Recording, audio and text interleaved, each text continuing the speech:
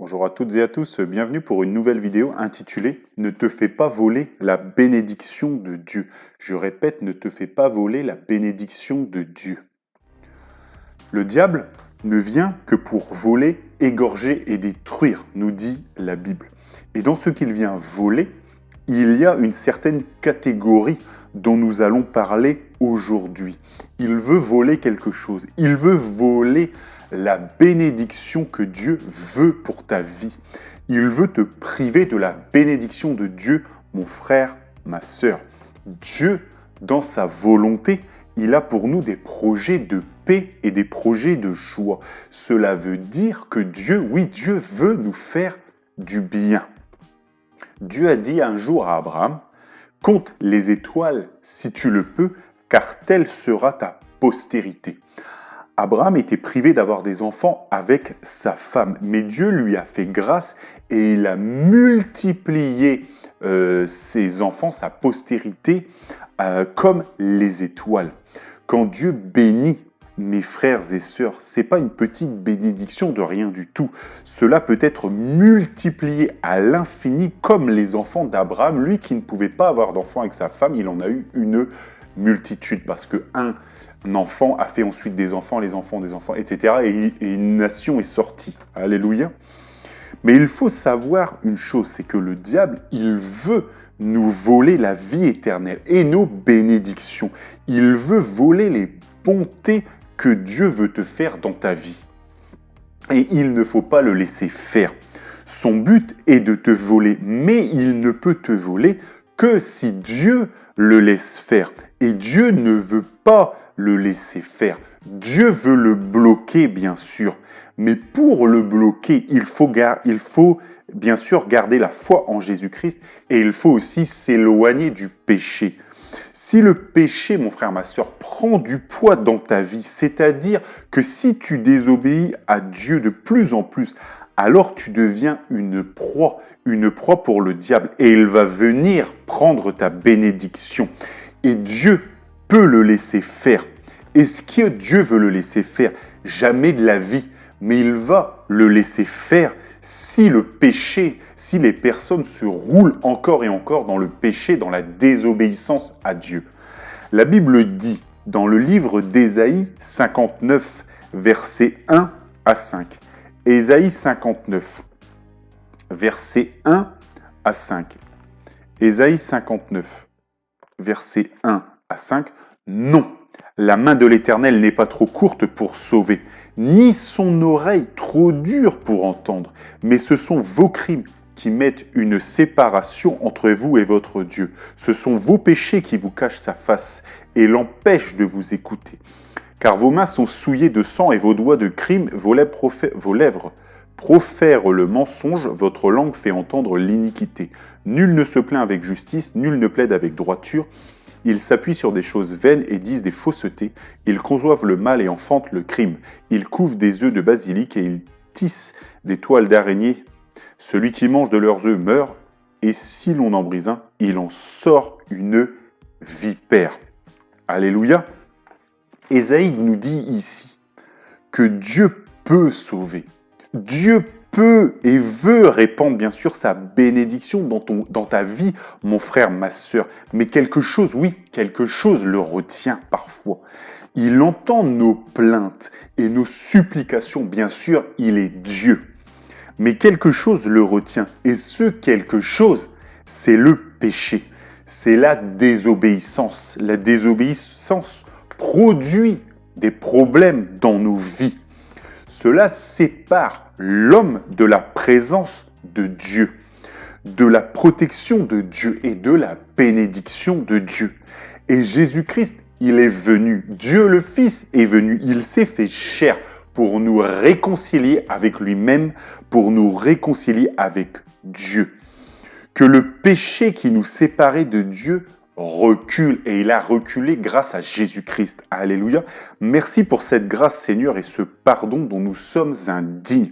Mais ce n'est pas parce que nous sommes réconciliés par Jésus-Christ, au moyen de la foi, que le péché, la désobéissance doit continuer à dominer nos vies. et que les personnes doivent faire n'importe quoi, n'importe comment en désobéissant à Dieu.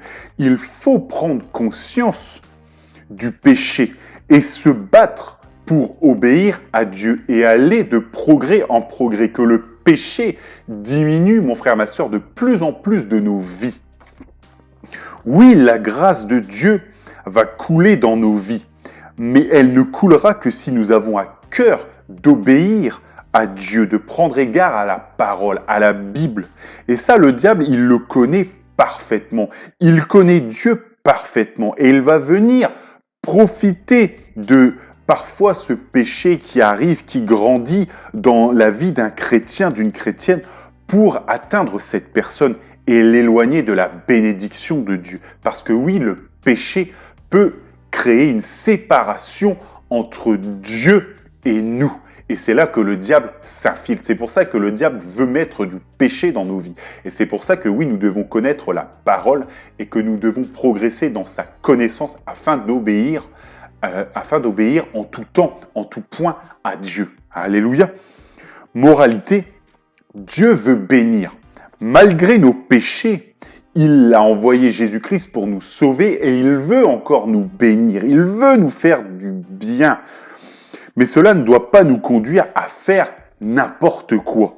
Reste dans la parole, mon frère, ma sœur. Ça fait des millénaires que le diable dit à tous ceux qui veulent l'entendre, Dieu a-t-il réellement dit? Il a dit ça à Ève. Et ça fait des millénaires qu'il le répète à tout le monde. Et mon frère, ma sœur, oui, Dieu a réellement dit. Dieu a réellement mis sa volonté dans sa parole, dans la Bible, point barre. Alléluia. Il y avait à Corinthe un homme qui avait pour épouse la femme de son père. C'est abominable. Et l'apôtre, il a dit quoi, l'apôtre Paul? Qu'un tel homme soit détruit pour la sauvegarde de l'esprit. Dieu veut sauver et bénir, mais Dieu peut perdre patience quand un chrétien ne fait que se rouler dans le péché, dans la désobéissance. Alléluia. Quand on prend conscience de la grâce de Dieu, de ce que Jésus-Christ a souffert pour nous, on doit changer. On doit se repentir du péché. C'est une étape indispensable. Alléluia. On doit aller de progrès en progrès. Voilà, parce que Dieu veut bénir, mais le péché, c'est une séparation qui peut qui peut l'éloigner de nous. Alléluia. Et Paul, qui avait peur que le Saint-Esprit s'éloigne de cet homme, a dit, oui, qu'un tel homme soit livré à Satan pour la destruction du corps, mais pour que son âme soit sauvée. Alléluia. Parce que oui, Ésaïe l'a bien dit, les péchés, les crimes éloignent de la bonté, de la bénédiction de Dieu. Et à un moment donné, Dieu peut se retirer. Donc je vais étayer un peu plus mon propos. Premièrement, avec Israël et deuxièmement, avec l'histoire de Job. Dieu avait appelé son peuple à la bénédiction en Israël. Oui, la bénédiction. Et nous allons le lire. Deutéronome, chapitre 11, versets 13 à 21. Deutéronome, chapitre 11, versets 13 à 21. Si vous obéissez, c'est Dieu qui parle, si vous obéissez à mes commandements que je vous prescris aujourd'hui, si vous aimez l'Éternel votre Dieu, et si vous le servez de tout votre cœur et de toute votre âme, je donnerai à votre pays la pluie en son temps, la pluie de la première et de l'arrière-saison, et tu recueilleras ton blé, ton moût et ton huile. Je mettrai aussi dans tes champs de l'herbe pour ton bétail, et tu mangeras et te rassasieras. Gardez-vous de laisser séduire votre cœur, de vous détourner de servir d'autres dieux et de vous prosterner devant eux. La colère de l'Éternel s'enflammerait alors contre vous. Il fermerait les cieux et il n'y aurait point de pluie. La terre ne donnerait plus ses produits et vous péririez promptement dans le bon pays que l'Éternel vous donne. Mettez dans votre cœur et dans votre âme ces paroles que je vous dis. Vous les lirez comme un signe sur vos mains et elles seront comme des frontaux entre vos yeux. Vous les enseignerez à vos enfants et vous leur en parlerez quand tu seras dans ta maison, quand tu iras en voyage, quand tu te coucheras et quand tu te lèveras. Tu les écriras sur les poteaux de ta maison et sur tes portes, et alors vos jours et les jours de vos enfants dans le pays que l'Éternel a juré à vos pères de leur donner seront aussi nombreux que les jours des cieux le seront au-dessus de la terre. Alléluia. Dieu dit à son peuple, à Israël, il dit, va dans ce pays, il est à toi. Dieu dit, je vais l'arroser, je vais nourrir ton bétail, je vais te donner de l'eau par la pluie pendant la bonne saison, l'arrière-saison. Tout sera merveilleusement orchestré et ce sera formidable pour toi, mon peuple. Dieu bénit. Dieu ouvrira les écluses des cieux. Dieu ouvrira la bénédiction sur son peuple. Alléluia, voilà ce que dit Dieu. Mais Dieu pose des conditions à cela. Il dit que oui, je ferai cela pour vous. Si vous servez Dieu de tout votre cœur et que vous obéissez à ses commandements. Quand tu obéis à Dieu, mon frère, ma soeur, tu es inarrêtable, car Dieu te boostera comme jamais. Alléluia. Jésus-Christ obéissait puissamment à la parole, bien sûr, à sa volonté, parce qu'il est Dieu, raison pour laquelle il faisait des miracles à nul autre pareil. Dieu le Père bénit le Fils et lui accorde ce qu'il demande, car il est obéissant jusqu'à la croix. Alléluia, Jésus-Christ n'a jamais péché. Raison pour laquelle Dieu, le Père, l'a toujours béni, l'a toujours exaucé, l'a toujours écouté dans ses prières. Alléluia. Dieu le Fils, c'est-à-dire Jésus-Christ, aurait pu faire n'importe quoi car il est Dieu, mais il s'est plié à la volonté de Dieu le Père. Et il a prié comme n'importe quel chrétien, finalement. Il a fait cela pour nous montrer comment nous devons agir. Nous devons régler notre conduite. Nous devons nous éloigner du péché.